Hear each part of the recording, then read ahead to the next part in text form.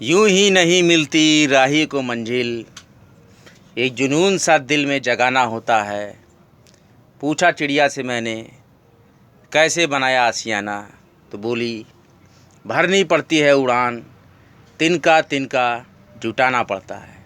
Hello guys, welcome on my YouTube channel Compteria. In the previous lecture of PGT Sociology, we will discuss about few main characteristics of society, in which we discuss mutual awareness, society is abstract, likeliness and differences in society, and under this समाज में समानता, समाज में असमानता, difference subordinate to likeliness in society. Now, without wasting the time, we will start the today's lecture. समाज में सहयोग और संघर्ष, चौथा बिंदु हम इसी करैक्टरिस्टिक के अंतर्गत चर्चा कर रहे हैं। समाज में सहयोग और संघर्ष। समाज में दो प्रकार की शक्तियां देखने को मिलती हैं। पहली वे जो मनुष्य को एकता के सूत्र में बांधती है, और दूसरी वे मनुष्य को एक दूसरे से पृथक करती है। सहयोग प्रथम और संघर्ष द्वितीय के अंतर्गत आ रहा है। दोनों तत्व यह फीचर समाज के लिए अत्यंत आवश्यक है। प्रत्येक समाज में सहयोग और संघर्ष सार्वभौमिक प्रक्रियाओं के रूप में पाए जाते हैं। कहने का तात्पर्य है, सरल और आदिम समाज से लेकर आधुनिक जटिल समाज तक में सहयोग और संघर्ष चलता रहता है। मनुष्यों और समूहों को अपनी विभिन्न आवश्यकताओं की पूर्ति के लिए एक दूसरे के साथ सहयोग करना पड़ता है। जहाँ वे सहयोग से ऐसा नहीं कर पाते हैं, वहाँ संघर्ष का सहारा भी लेना पड़ता है। कोऑपरेशन। प्रत्येक कार्य या उद्देश्य की सफलता का आधार सहयोग है।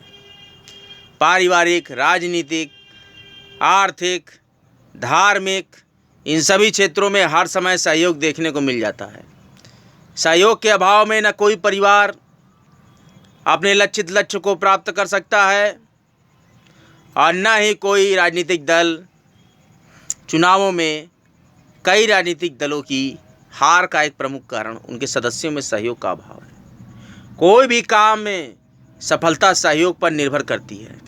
सरल, छोटे, आदिम समाजों में प्रत्यक्ष सहयोग और आधुनिक, जटिल और बृहद समाजों में अप्रत्यक्ष सहयोग की प्रधानता पाई जाती है।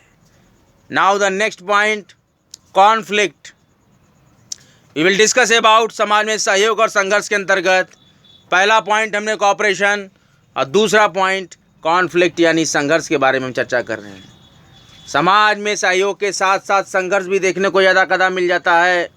संघर्ष का कारण है शारीरिक या व्यक्तिगत विभिन्नताएं, सांस्कृतिक विभिन्नताएं, विरोधी स्वार्थ या स्वार्थों का टकराना और तीव्र गति से होने वाले सामाजिक परिवर्तन।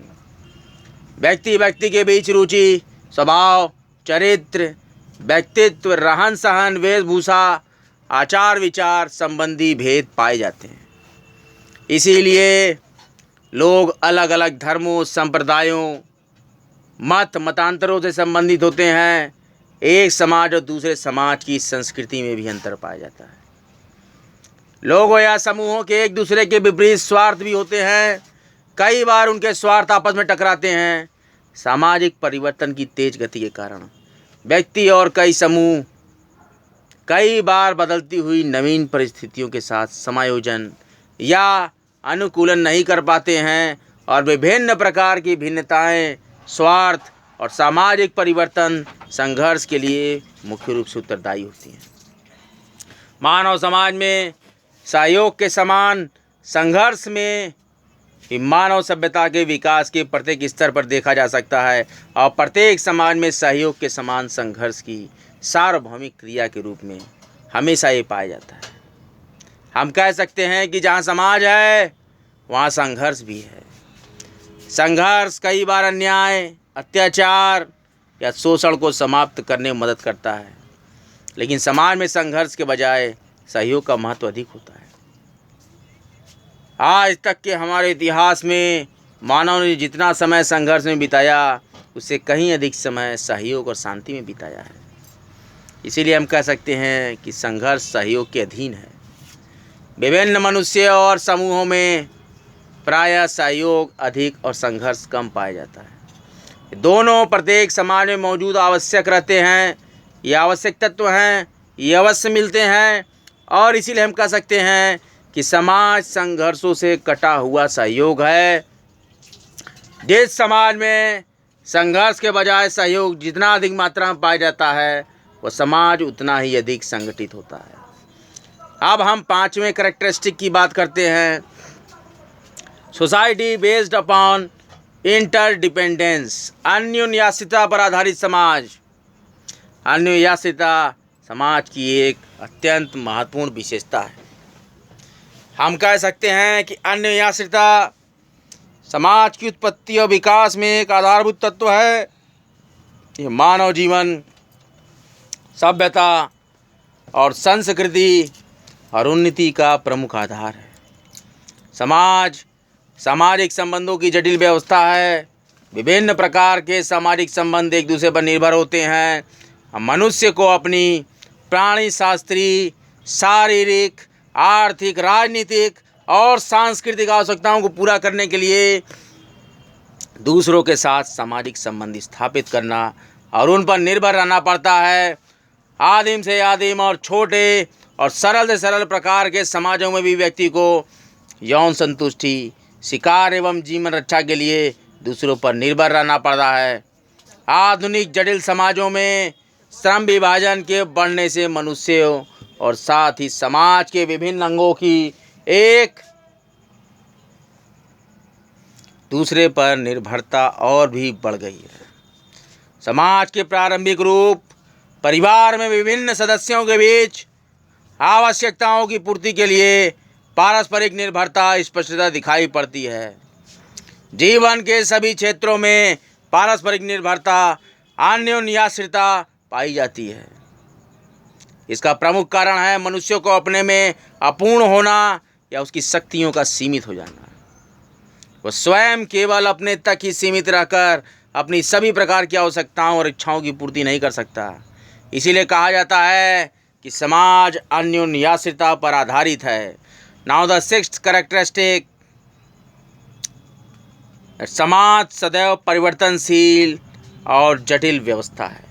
Society is ever changing and complex system. समाज एक अन्य महत्वपूर्ण विशेषता है कि समाज की एक महत्वपूर्ण विशेषता है सदैव परिवर्तनशील प्रवृत्ति होती है इसके अंदर। समाज एक परिवर्तन, एक सार्वभौमिक प्रक्रिया है। कई कारणों से सामाजिक संबंधों में परिवर्तन आता रहता है। व्यक्तियों की परिस्थितियाँ, भूमिकाएं बदलती रहती हैं। पारस्परिक अपेक्षाओं में भी समय के साथ बदलाव आता रहता है। इसके परिणाम स्वरूप समाज बदलता है। समाज की सामाजिक संरचना में परिवर्तन आता है। कोई भी समाज आज ठीक वैसा समाज नहीं है जैसा वह 1 वर्ष पहले था या 1000 वर्ष पश्चात होगा। भारत का वैदिक कालीन समाज आधुनिक समय के जटिल औद्योगिक समाज से काफ़ी भिन्न था। इसलिए हम स्पष्टतः कह सकते हैं कि समाज सदैव परिवर्तनशील है। समाज में सदैव परिवर्तन होता रहेगा और साथ ही साथ समाज एक जटिल व्यवस्था है। अनेक प्रकार के सामाजिक संबंधों से निर्मित होता है। एक ही व्यक्ति सैकड़ों व्यक्तियों से प्रत्यक्ष या अप्रत्यक्ष रूप से संबंधित होता है। संबंधों के आधार पर उसकी परिस्थिति और भूमिका निर्धारित होती है और व्यक्ति अन्य व्यक्तियों की अपेक्षाओं को ध्यान में रखकर व्यवहार करता है। और लाखों करोड़ों व्यक्तियों के सामाजिक संबंधों, उनकी परिस्थितियों और भूमिकाओं पर पारस्परिक अपेक्षाओं के आधार पर निर्मित होने वाली व्यवस्था निश्चित रूप से जटिल होगी। इसमें किसी प्रकार का कोई संदेह नहीं होना चाहिए। अगली जो कैरेक्टरिस्टिक के बारे में हम पढ़ेंगे बहुत ही इम्पॉर्टेंट है। Society is not confined to human only. समाज मनुष्यों तक ही सीमित नहीं है। समाज केवल मनुष्यों तक सीमित न होकर पशुओं में भी पाए जाते हैं। मैकाइवर और पेज ने कहा है, जहाँ कहीं जीवन है वहीं समाज है। मतलब कि सभी जीवधारियों के अपने अपने समाज होते हैं। चींटियों और मधुमक्खियों के भी समाज होते हैं। अनेक पशु पक्षियों में सामाजिक जीवन की अनेक विशेषताएं देखने को मिलती है। जीवन के निम्नतम स्तर वाले जीवधारियों में सामाजिक जागरूकता बहुत ही कम और सामाजिक संपर्क बहुत ही अल्पकालीन होता है। जहाँ सामाजिक या पारस्परिक जागरूकता का अभाव के कारण समाज की कल्पना भी नहीं की जा सकती। पशुओं जैसे कि हाथी, गाय और नर वानरों के निश्चित स्तर हैं। इनके जीवन में पारस्परिकता और सहयोग के तत्व शामिल हैं। अपनी प्रकृति या स्वभाव संबंधी आवश्यकताओं और अपनी जाति को पीढ़ी दर पीढ़ी बनाए रखने के कारण पशु पक्षियों में समाज की उत्पत्ति और विकास और समाजशास्त्र के अंतर्गत हम पशु समाज का अध्ययन और मानव समाज का अध्ययन करते हैं। इस कारण से अन्य पशुओं की तुलना में मानव विकास के उच्चतम स्तर और वहीं अपनी योग्यता, क्षमता, गुण, शारीरिक विकास के कारण संस्कृति का निर्माता है। ने ज्ञान विज्ञान के क्षेत्र में अभूतपूर्व प्रगति की है। इसका अपना समाज, संगठन और सामाजिक व्यवस्था है। इसलिए हम मानव अध्ययन तक ही अपने को सीमित रखते हैं। Man is a social animal. अरस्तु ने ठीक ही कहा है, मनुष्य एक सामाजिक प्राणी है। व्यक्ति और समाज के बीच वास्तविक संबंध का स्पष्टीकरण भली प्रकार से हो सकेगा जब हम समाजशास्त्री दृष्टि से इस बात पर विचार करें मनुष्य किस दृष्टि से या किस अर्थ में सामाजिक प्राणी कहा जा सकता है। पाश्चात्य सामाजिक विचारकों के इतिहास में सामाजिक समझौता सिद्धांत और सामाजिक सावयवी सिद्धांत द्वारा संबंध में जो वक्तव्य प्रस्तुत किए गए वे भ्रांतिपूर्ण और परस्पर विरोधी थे और मनुष्य को निम्नलिखित 3 आधार पर सामाजिक प्राणी बताया है मानवशास्त्रियों ने, समाजशास्त्रियों ने।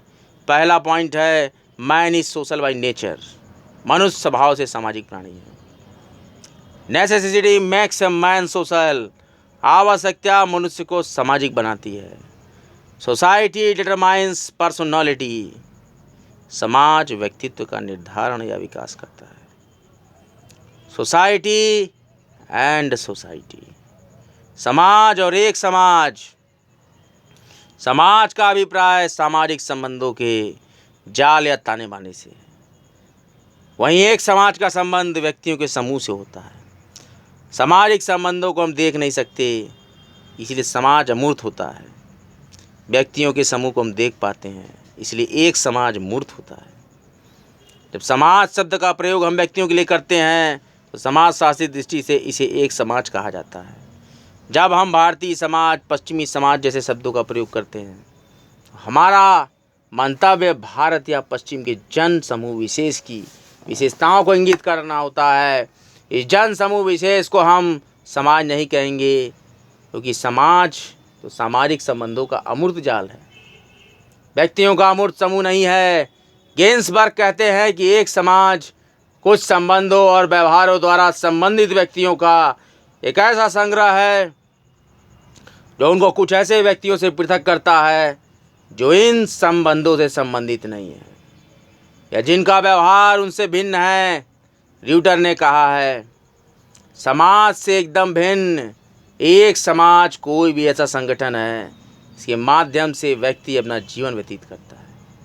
मेंजर कहते हैं, एक समाज व्यक्तियों का एक ऐसा समूह माना जा सकता है जो कुछ सामान्य क्रियाओं में जागरूक होकर भाग लेते हो। इन परिभाषाओं से समाज और एक समाज की विभिन्नताओं का आभास हुआ हमें। एक समाज कुछ अर्थों में संघ के समान है। जब हम अपने को ब्रह्म समाज, आर्य समाज का सदस्य कहते हैं तो हमारा अभिप्राय होता है एक समाज से। समाज और एक समाज के अंतर को हम प्रकट कर सकते हैं कि समाज सामाजिक संबंधों की अमूर्त व्यवस्था है। इसमें किसी विशेष प्रकार के संबंध शामिल नहीं किए जाते, लेकिन एक समाज व्यक्तियों का मूर्त समूह है, इसमें कुछ विशेष प्रकार के संबंध पाए जाते हैं। सामाजिक संबंध अमूर्त होते हैं, समाज अमूर्त है और व्यक्तियों का समूह मूर्त होता है, इसलिए एक समाज मूर्त है। समाज का क्षेत्र अत्यधिक व्यापक और जटिल है और एक समाज तुलनात्मक रूप से एक सीमित और सरल संगठन है। समाज का निर्माण विभिन्न मनोवृत्तियों, व्यवहारों और क्रियाओं वाले हजारों लाखों व्यक्तियों के संबंधों से होता है और एक समाज के सदस्यों के व्यवहारों और क्रियाओं में समानता का होना जरूरी है। अगर व्यवहारों की समानता समाप्त हो जाए तो एक समाज की सदस्यता का कभी भी लोप हो सकता है। समाज शास्त्र में हम मानव समाज का अध्ययन करते हैं और कुछ जानवरों में भी समाज के लक्षण पाए जाते हैं। समाज शास्त्र मानव समाज का विज्ञान है, इसमें सामाजिक संबंधों, सामाजिक व्यवहारों का अध्ययन किया जाता है। आज का लेक्चर यहीं तक। वीडियो के कमेंट बॉक्स में कमेंट करें आपको ये लेक्चर्स कैसे लगते हैं। ये लेक्चर्स पीटीजी सोशियोलॉजी, जीआईसी प्रवक्ता सोशियोलॉजी के लिए दिए जा रहे हैं। बिहार सीडीपीओ के लिए भी ये लेक्चर बहुत ही प्रभावी होंगे। कॉमटेरिया पे बराबर बने रहें, सभी पढ़ें, सभी बढ़ें।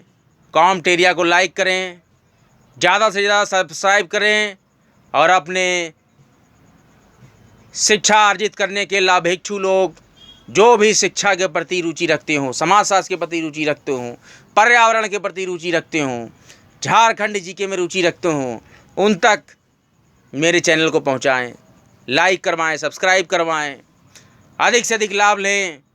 कॉमटेरिया पूर्णतः निःशुल्क चैनल है जिसपे बहुत ही सुसज्जित और बहुत ही व्यवस्थित तरीके से बहुत ही महत्वपूर्ण नोट्स और लेक्चर्स दिए जाते हैं। इसका लाभ ज़रूर लें, दूसरे भी विद्यार्थियों तक सूचना पहुंचाएं। कॉमटेरिया पर निःशुल्क शिक्षाएं मिल रही हैं, इसका लाभ लें और समाजशास्त्र के क्षेत्र में नाम करें। काफ़ी मेहनत से मैं लेक्चर्स बनाता हूं। कॉमटेरिया का उद्देश्य है पढ़ते रहें, बढ़ते रहें, चैनल को सब्सक्राइब करते रहें। कोई भी लक्ष्य मनुष्य के साहस से बड़ा नहीं, हारा वही जो जमकर लड़ा नहीं। कॉमटेरिया सभी पढ़ें, सभी बढ़ें। धन्यवाद।